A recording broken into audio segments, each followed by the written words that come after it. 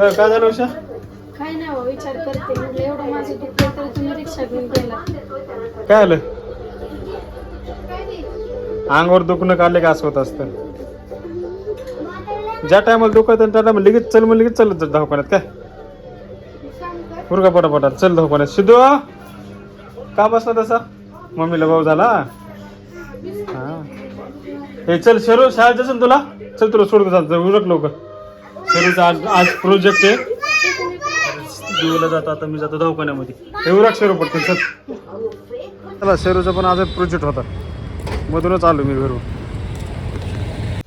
सकाळी आल्यामुळे दवाखान्यात काय करत एवढी नव्हतीच असतं. लगेच नंबर लागला. त्याला मग चेकअप करून घ्यावा. दिल्या गोळ्या.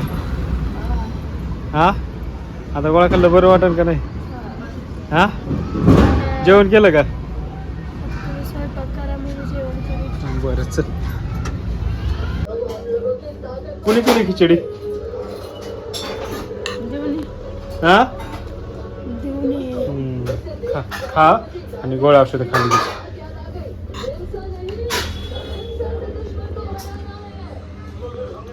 तर शरूचा कार्यक्रम आहे शाळेत. कार्यक्रम म्हणजे काहीतरी प्रोजेक्ट आहे तिचा. तर सिद्धू म्हणला चला पप्पा जायचं आपल्याला ताईकर जायचंय.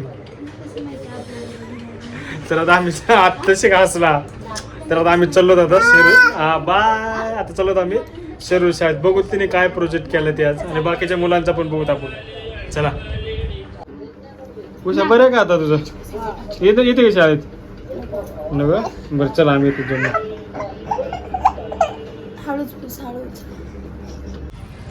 शाळा जवळ आहे त्यामुळे आम्ही चलत आलो.